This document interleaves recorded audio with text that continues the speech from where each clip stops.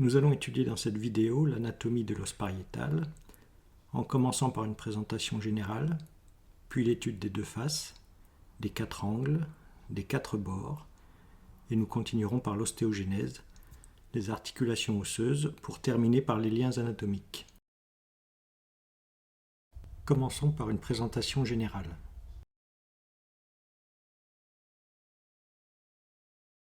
L'os pariétal constitue la plus grande partie de la voûte crânienne, ou calvaria.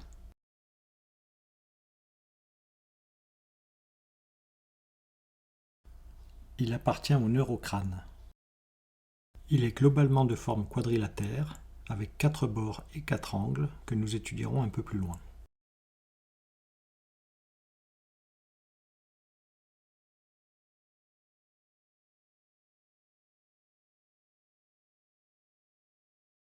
Voyons maintenant les deux faces de l'os pariétal.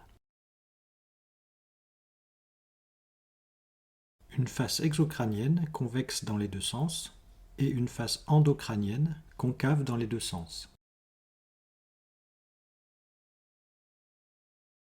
En observant la face exocrânienne, nous voyons la bosse pariétale en projection du plus grand diamètre transversal du crâne. Dans la moitié inférieure, la ligne temporale inférieure, donnant insertion au muscle temporal.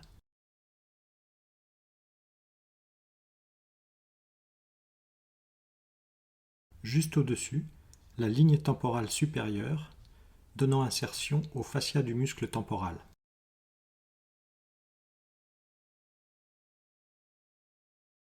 Dans la moitié supérieure, la présence du foramen pariétal livrant passage à une veine. Cette moitié supérieure donne également insertion à l'aponévrose épicrânienne, permettant la fixation du cuir chevelu. La face endocrânienne présente la fosse pariétale, correspondant à la bosse pariétale de la face exocrânienne, au niveau du plus grand diamètre transversal du crâne. Également un sillon marqué, empreinte de l'artère méningée moyenne, dans la partie antérieure. Dans la partie supérieure, un sillon plus large, empreinte du sinus sagittal supérieur, et la ligne d'insertion de la faux du cerveau sur le bord de ce sillon. Latéralement au sillon du sinus sagittal supérieur, un ensemble de creux forme les fossettes granulaires par l'empreinte des granulations de Pacchioni, qui sont des organes de réabsorption du liquide cérébrospinal. Dans la partie postérieure et inférieure, un autre sillon, l'empreinte du sinus sigmoïde, et la ligne d'insertion de la tente du cervelet sur le bord de ce sillon. À noter enfin sur cette face endocrânienne les empreintes des circonvolutions cérébrales, nommées impression digitale ou éminence mammillaire.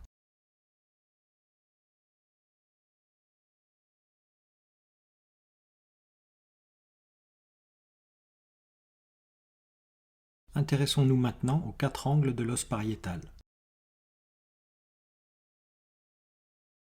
L'angle antéro-supérieur se situe au niveau du point bregma.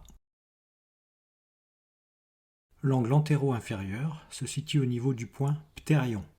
L'angle postéro-supérieur se situe au niveau du point lambda. L'angle postéro-inférieur se situe au niveau du point astérion.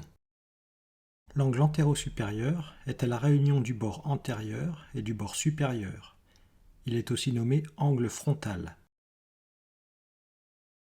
Il est encastré entre l'os pariétal opposé et l'os frontal en avant.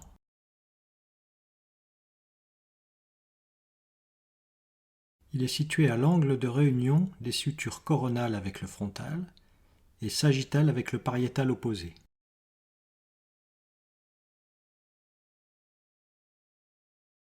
L'angle antéro-inférieur est à la réunion du bord antérieur et du bord inférieur. Il est également nommé angle sphénoïdal. Il s'encastre entre l'os frontal en avant et l'os sphénoïde en bas.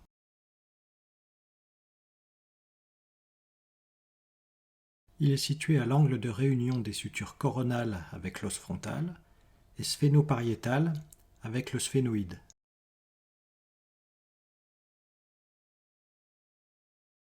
L'angle postéro-supérieur est à la réunion du bord postérieur et du bord supérieur.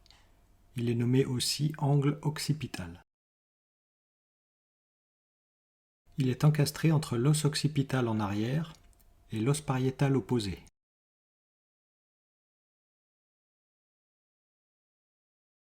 Il est situé à la réunion de la suture sagittale avec le pariétal opposé et de la suture lambdoïde avec l'os occipital.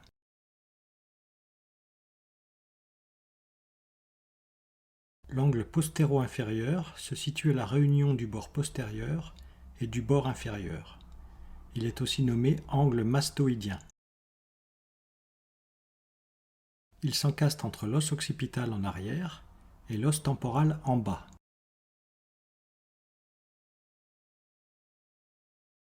Il se situe à la réunion de la suture lambdoïde avec l'os occipital et de la suture pariéto-mastoïdienne avec l'os temporal.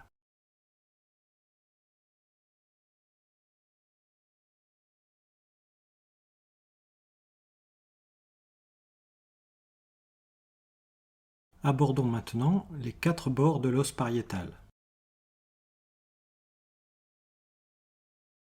Nous avons tout d'abord le bord supérieur, ou bord pariétal, ou encore bord sagittal. Il répond au pariétal opposé en formant la suture sagittale. Le bord inférieur, ou bord squameux, répond au temporal en formant les sutures pariéto-squameuses et pariéto-mastoïdiennes. Il répond également au sphénoïde par la suture sphénopariétale. Le bord postérieur, ou bord occipital, répond à l'os occipital en formant la suture lambdoïde. Le bord antérieur, ou bord frontal, répond à l'os frontal en avant en formant la suture coronale. Si nous détaillons maintenant le bord supérieur, c'est un bord dentelé, sans biseau. Il s'étend du point bregma en avant au point lambda en arrière.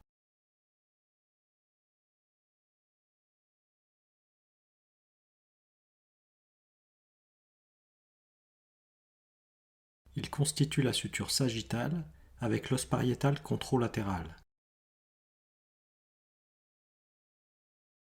Il présente le point obélion à l'union du tiers postérieur et des 2 tiers antérieurs.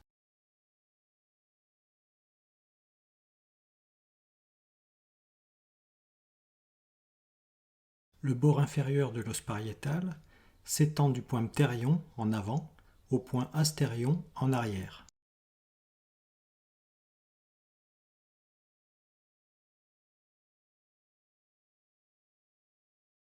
Il présente 3 segments à décrire. Un segment antérieur, ou sphénoïdal, qui répond à la grande aile du sphénoïde, en formant la suture sphénopariétale.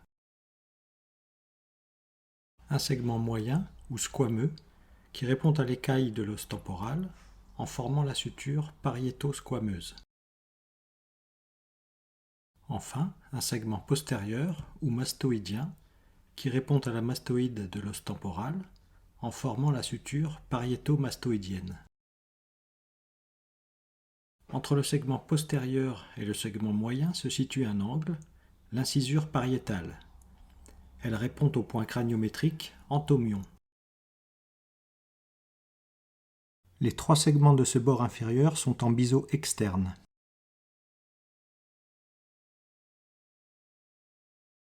Le bord postérieur s'étend du point lambda en haut au point astérion en bas.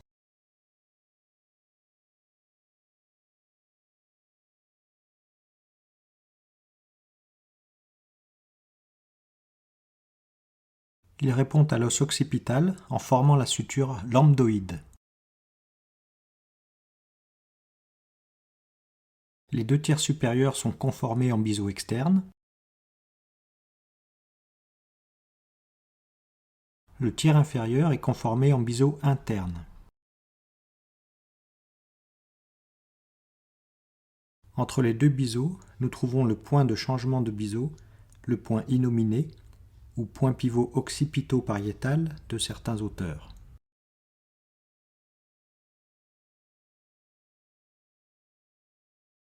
Le bord antérieur s'étend du point bregma en haut au point pterion en bas.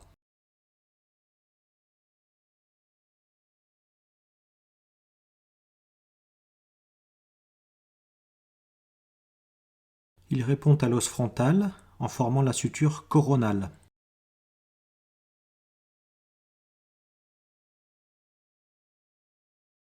On retrouve une conformation en biseau identique au bord postérieur, c'est-à-dire les 2 tiers supérieurs en biseau externe et le tiers inférieur en biseau interne.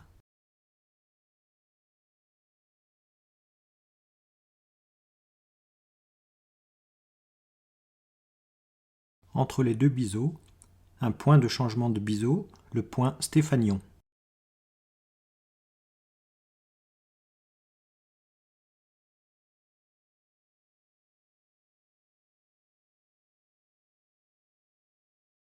Voyons maintenant l'ostéogenèse de l'os pariétal. L'os pariétal est d'origine membraneuse. Il présente 2 points d'ossification au niveau de la bosse pariétale qui apparaissent à la 7e semaine de gestation. Ces 2 points d'ossification grossissent de manière excentrique et fusionnent en un seul point pour terminer l'ossification complète de l'os pariétal.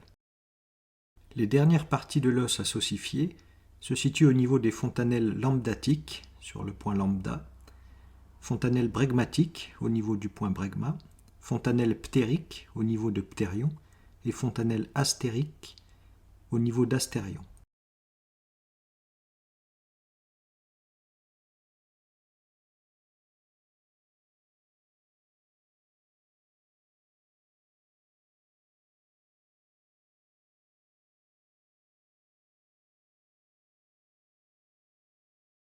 Étudions maintenant les articulations de l'os pariétal avec les os voisins.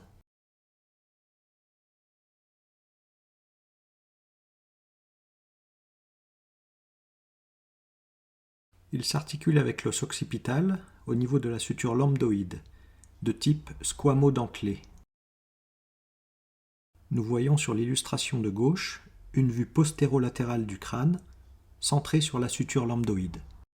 Cette suture met en relation le bord postérieur de l'os pariétal avec le bord supérieur de l'os occipital.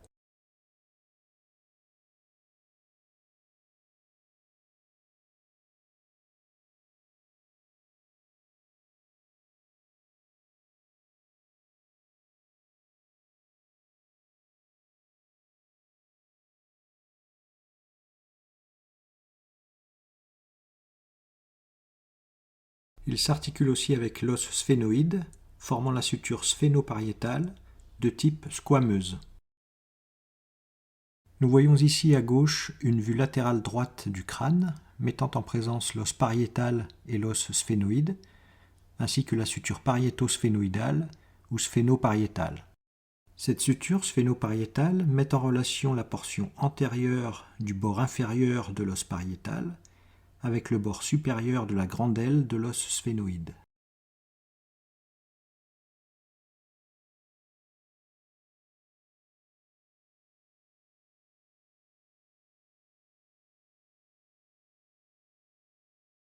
L'illustration de droite présente une vue antérieure du crâne. Il s'articule avec l'os pariétal opposé en formant la suture sagittale de type dentelé. Nous voyons parfaitement cette suture sagittale sur la vue de droite, une vue supérieure de la voûte crânienne. Elle met en relation les bords supérieurs des 2 os pariétaux.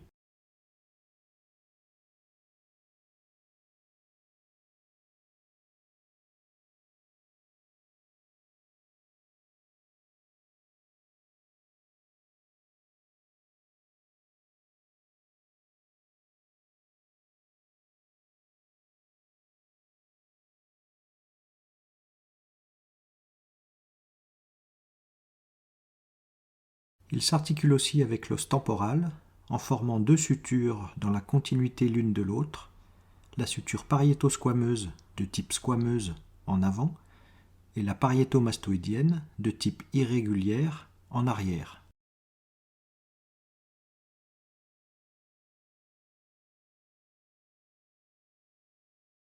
Sur cette illustration, nous retrouvons en avant, numéro 1, la suture pariéto-squameuse. Elle met en relation le bord inférieur de l'os pariétal, et plus précisément le segment moyen, avec le bord supérieur de l'écaille temporale. La suture pariétomastoïdienne, numéro 2, met en relation le bord inférieur de l'os pariétal, par son segment postérieur, avec la portion mastoïdienne de l'os temporal.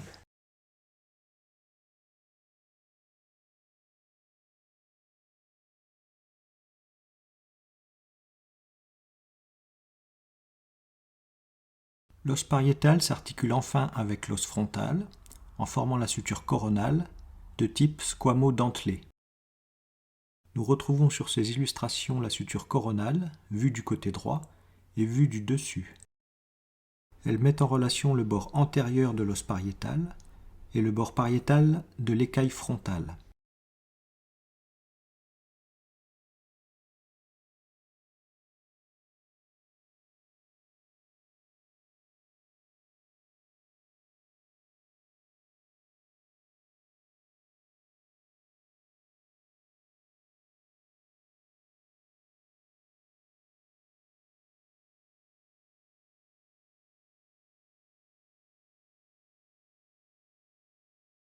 Terminons par les principaux liens anatomiques de l'os pariétal. Des liens vasculaires avec l'artère méningée moyenne et la veine correspondante, le sinus sagittal supérieur et le sinus sigmoïde. Des liens membranaires par la faue du cerveau et la tente du cervelet. Des liens neurologiques avec le lobe cérébral pariétal. Des liens fasciaux avec le fascia temporal qui recouvre le muscle temporal. Enfin, un lien musculaire avec la présence d'un gros muscle masticateur, le muscle temporal.